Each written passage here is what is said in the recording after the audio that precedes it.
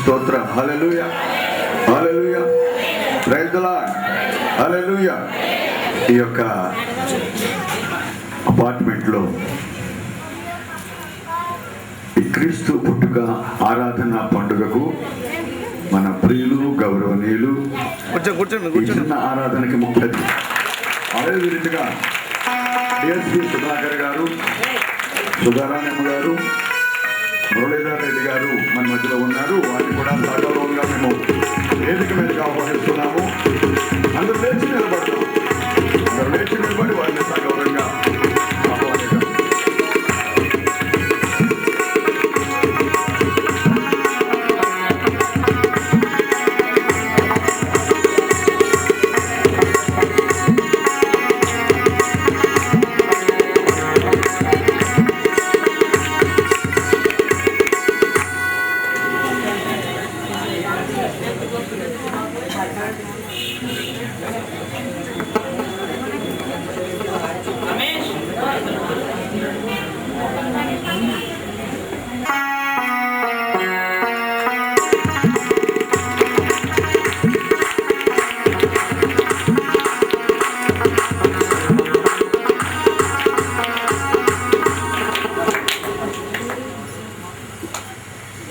అందరు కూర్చున్నా.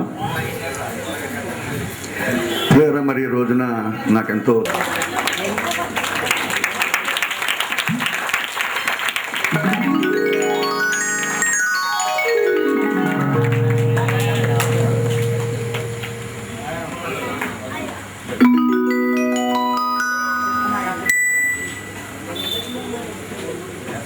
సరే మంచిది. అందరూ లేచి నిలబడి ఒక పల్లవి 2 చరణాలు రక్షకుడు ఉదయించినటువంటి కీర్తన పాడుకొని ఆ తర్వాత మరి కేక్ కటింగ్ కార్యక్రమం అవుతుంది. వారు ముఖ్య అతిథి చేతుల మీదుగా ఆ కేకు కట్ చేస్తారు. ఆ తర్వాత కార్యక్రమాన్ని మనం కొనసాగిద్దాం. హల్లెలూయా. ఎవరు చేయకండి, అందరూ కలిసి పాడుకుందాం. ఇంకొకరు ఎవరైనా పాడేవాళ్ళు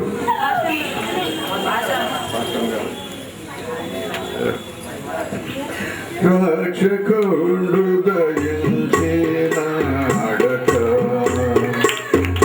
కొరకు పరమ రక్షకుడు నాడు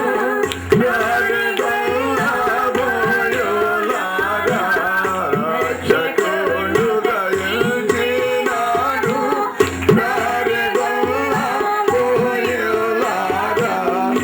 రక్షణమున పోయి మనని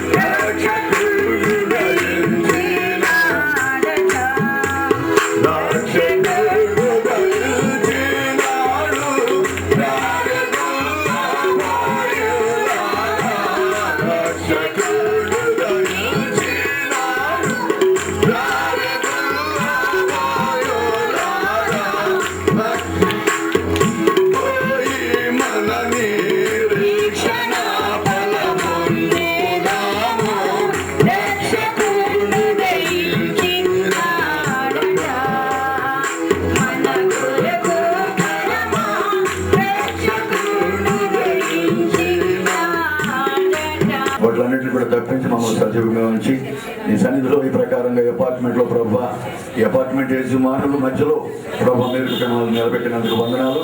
నాయన మరి రాఘరావు గారిని వారి కుటుంబాన్ని వచ్చినటువంటి వారిని అందరూ కూడా దీవించండి. నాయన మరి ముఖ్యంగా ఎవరి బిడ్డ ప్రభుని పరిచయం చేస్తూ ఉండగా అయ్యా నీ ఆత్మతో నింపండి. నీ బిడ్డ ద్వారా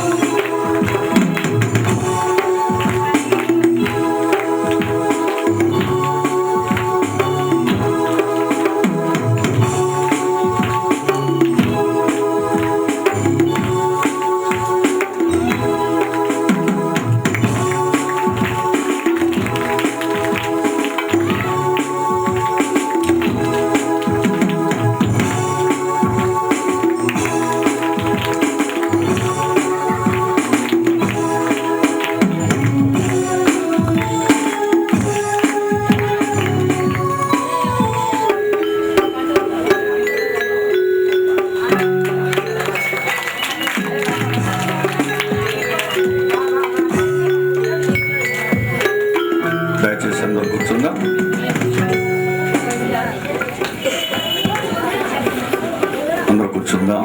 మరి ఇక ఆరాధన పురస్కరించుకొని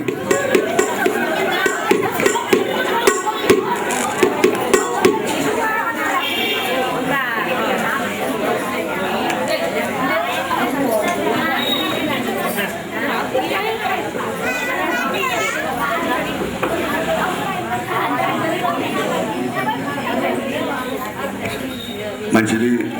మరి ఈ ఆరాధనను ఆహ్వానాన్ని అంగీకరించుకొని క్రీస్తు మార్గంలో ప్రయాణించాలని ఇక్కడ సమావేశమైన మీకు అందరికీ సోదరి మనందరికీ నా హృదయపూర్వక నమస్కారం.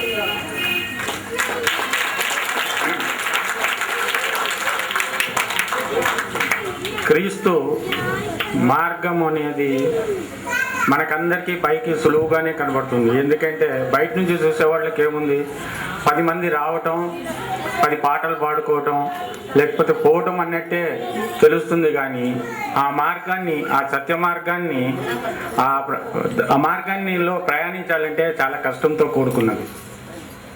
ప్రతి ఒక్కరు పరిశుద్ధ గ్రంథం చదివినంత మాత్రాన, లేకపోతే 10 ఆరాధనోత్సవాల్లో పాల్గొన్నంత మాత్రాన క్రీస్తుగా మారలేరు.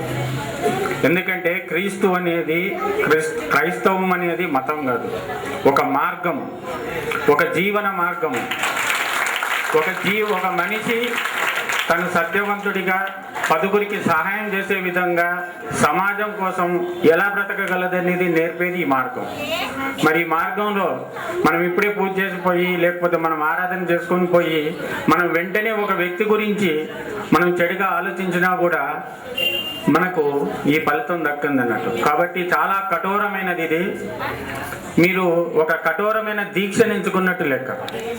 ఒక ఇంటిలో పుట్టడం ద్వారా కానీ, లేకపోతే ఒక ప్రాంతంలో పుట్టడం ద్వారా కానీ నేను క్రైస్తవుని అయినానంటే నమ్మేది కాదు. ఇది క్రైస్తవు యొక్క బోధనలను స్వయంగా ఆరాధించి మన వాటిని అన్నిటినీ అన్వయించుకుంటూ ఆ మార్గంలో ప్రయాణించగలిగిన నాడే నిజమైన క్రైస్తవులుగా మారినప్పుడు ఈ సమాజంలో ప్రేమ, ఒకరంటే ఒకరికి ద్వేషం లేకుండా అంత ప్రేమమయమైన జీవితం జరిగినప్పుడు ఉంటుంది. కాబట్టి ఆ మార్గంలో మీరందరూ ఈ కఠోర దీక్షకు ఎంచుకున్నందుకు మీకు అందరికీ ఒకసారి అభినందిస్తూ, మీరు ఆ మార్గంలో శుభ నిర్ణయం చేస్తారని చెప్పి ఆశిస్తూ సెలవు తీసుకుంటున్నాను. Thank you.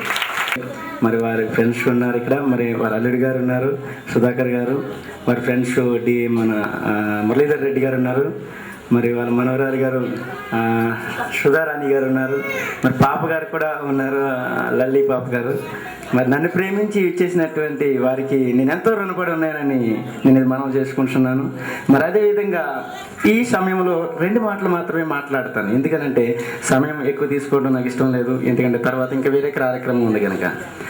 ఈ యొక్క అపార్ట్మెంట్లోకి రాకమునుపు ఈ యొక్క అపార్ట్మెంట్లోకి నేను రావాలి అన్నది నా ఆలోచన కాదు, ఎవరి ఆలోచన కాదు, కానీ దేవుడి ఆలోచన. ఎందుకనంటే నేను గతంలో మా చిన్నమామి గారి ఇంట్లో ప్రార్థన చేయడం మొదలుపెట్టాను. 7 వారాలు ఉపవాస ప్రార్థన పెట్టాను. ఆ సమయంలో మంచి ఉన్నతమైనటువంటి స్థితిలో ఉండేవాడు నేను. నాకు ఒక కారు ఉండేది, ఒక డ్రైవర్ ఉండేవాడు, అదేవిధంగా మరి ఇంట్లో పని మనిషి ఉండేది, చాలా హోదాలో ఉండేవాడిని. మరి నెలకి మినిమం లేదని 30,000 రూపాయలు మరి వచ్చేది ఆదాయము. ఆ సమయంలో నేను ఈ యొక్క పరిచర్య స్టార్ట్ చేసి